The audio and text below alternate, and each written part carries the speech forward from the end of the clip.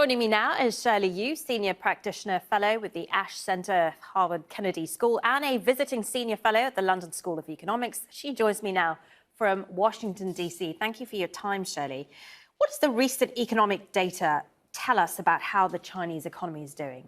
Hi, good morning, Marlene. First, it would be nearly impossible now for China to hit the full year 5.5% GDP growth target. Chinese economy has achieved 3% growth in the first 3 quarters of the year. And so China would need to grow over 10% in order to hit the full year target. And so that's becoming increasingly unlikely. Some statistics within the Q3 data is really interesting. One, rural income grew faster than urban income by nearly 2%. So the lifting of rural income is a manifestation of Xi's determination to reduce income inequality in order to achieve common prosperity. In the second statistics, private sector investments grew 2% in Q3, but state sector investment grew over 10% in the same quarter. So the state sector is advancing relative to the private sector. And this again validates Xi's plan to make the state sector bigger, better, stronger, and a dominant pillar of the Chinese economic growth.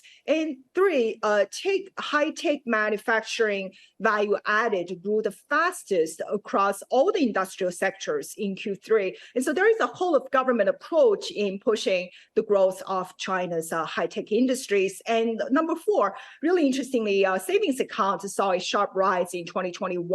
Chinese saved, despite of COVID, over 220 trillion RMB, almost 2.3 times the size of China's GDP, and on average, over $10,000 per Chinese citizen. And in economic uncertainties, Chinese citizens are really making choices on the future of, what they see as the future of the Chinese economy. They aren't spending, they aren't investing, they are really saving. And lastly, if I may say, of the 3 horses of the Chinese economy, trade, investment, and consumption, obviously China can always fall back to infrastructure stimulus in order to see some short-term economic growth, but we haven't seen consumption pick up literally since COVID. And so unless we see a very strong consumption recovery, there is no sustainable economic recovery in China. Indeed. So let's expand on that, because when you take a close look at some of the people in his new leadership team, it does appear clear that he has chosen loyalty over the experience of some of these people. So is economic growth no longer a priority for Xi Jinping?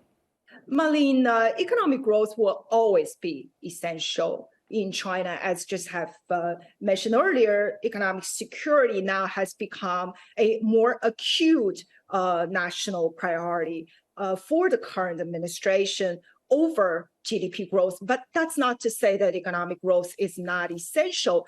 As mentioned, Mr. Xi did mention a long-term target by the mid part of the century. He wants China to lead the world, essentially every level of strength, and that entails a military. Military modernization requires economic growth. Infrastructure building requires growth. The Belt and Road Initiative, this is Mr. Xi Jinping's signatory foreign policy, that requires economic growth. Growth itself, it's already a part of China's economic security.